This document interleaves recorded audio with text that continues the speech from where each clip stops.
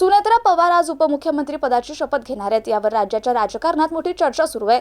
दरम्यान उद्धव ठाकरे गटाचे नेते अंबादास दानवे यांनी पत्रकार परिषद घेऊन सत्ताधाऱ्यांवर जोरदार टीका केली असून आगामी राजकीय घडामोडींवर भाष्य केलंय। आताच्या घडीला कारण अजितदादा गेल्यामुळे आपण अजूनही दुःखाच्याच छायेत आहोत। त्यामुळे आत्ताच फार राजकीय इच्छा आणि इच्छेच्या प्रश्नावर मत व्यक्त करणं कोणीही मला तर फार योग्य होणार नाही। थोडा काळ जाऊ द्यावा, काळच याला उत्तर देत राहील असं मला वाटतं।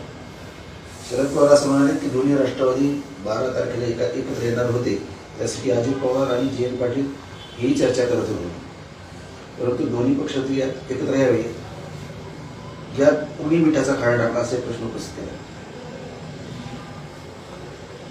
कोणी एकत्र येत असेल तर त्याला कोणी विरोध करायचा काही कारण नाही, ज्याचा त्याचा तो विचाराचा प्रश्न असतो। आणि जर दोन आपल्याला काय मिया वगैरे राहायचे तो क्या करेगा काळजी आपल्याकडे अशी म्हण आहे, त्यामुळे दोन्ही एकत्र येत असेल तर कोणाच्या मिठाच्या खड्याला कोणता अर्थ राहणार आहे। सर्वात महत्वाचं म्हणजे शरद पवार असं म्हटले की सुनेत्रा पवार शपथ घेणार हे त्यांना माहीत नव्हतं, तो त्यांच्या पक्षाचा निर्णय आहे। तटकरे आणि पटेलांच्या पुढाकाराने हा निर्णय आहे आणि सुनेत्रा पवारांची शपथ दिलं। शरद पवारांनी प्रतिक्रिया दिली, त्यांना माहितीच नव्हतं। तटकरे आणि पटेल हे दोन लोक महाराष्ट्राला चांगल्या पद्धतीनं माहिती आहे। पटेल तर दिल्लीतली माहिती, मुंबईतली माहिती आहे। तटकरे, सुनीलजी तटकरे हे सुद्धा माहिती। हे दोन व्यक्ती स्वतःचा स्वार्थ, स्वतःचा इंटरेस्ट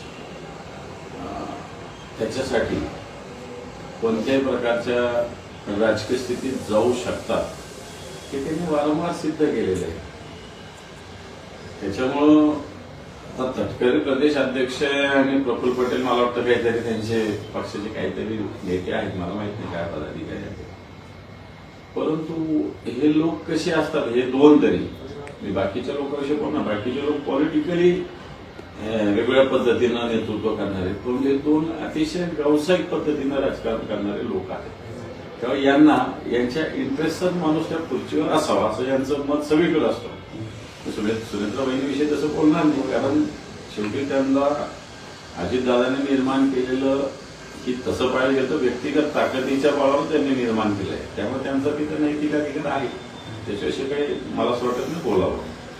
तो विषय आहे की सुनेत्रा पवार यांना इतक्या लवकर तात्काळ घटनेची परिनिवड, उपमुख्यमंत्री पदावर निवड हा अंतिम निर्णय एनसीपी कोर कमिटीचाच आहे। दोन एनसीपी एकत्रीकरण त्याची चर्चा चालू होती, ती मुद्दाम काही जण लढू पाहत होतं असल्यानेच इतक्या घाईत सुनेत्रा पवार यांची निवड करण्याच्या हालचाली केल्या गेल्या। सुनेत्रा पवार यांना डीसीएम करणे आणि एनसीपी पार्टीचा अध्यक्ष करणे ही भूमिका प्रफुल्ल पटेल, तटकरे, भुजबळ, मुंडे यांच्याच भूमिकेतून झाल्याची माहिती आहे। असू शकतं, त्याच्या पक्षाचा निर्णय आहे। शेवटी काय ते काय दुसऱ्याला राष्ट्रीय अध्यक्ष करणार होते का? समजा शरद पवार आणि त्यांचा पक्ष एकत्र जरी येणार असला ते काही सुप्रियाताईंना किंवा रोहित पवार राष्ट्रीय अध्यक्ष कसे करणार?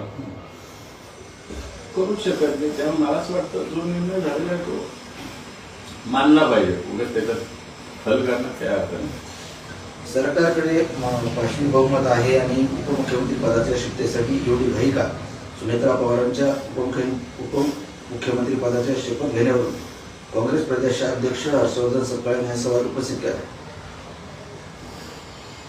त्यांचं ते मत असेल, परंतु लोकभावना पाहता उगाच याला फाटेपुड्या फुटण्यापेक्षा त्वरित निर्णय झालेला बरा ही भूमिका सुद्धा काही जणांची असू शकते आणि ती भूमिका चुकीची आहे असं आपल्याला म्हणता येणार नाही। दोन्ही राष्ट्रवादी काँग्रेसचे विलीनीकरण झालं असतं तर सर्व सूत्र ही शरद पवार यांच्या हाती गेले असते। त्यामुळे अजित पवारांच्या राष्ट्रवादीमधील काही नेते सुनेत्रा पवार यांच्या हातात या सर्व पक्ष देण्याच्या हालचालीसाठी हे प्रयत्न चालू आहेत अशी चर्चा आहे।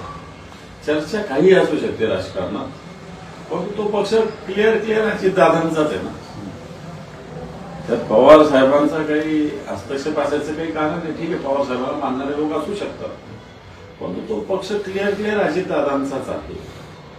त्याच्यातले लोक भले शरद पवार साहेब असले पाहिजे म्हणतील, परंतु जोपर्यंत सत्ता आहे तोपर्यंत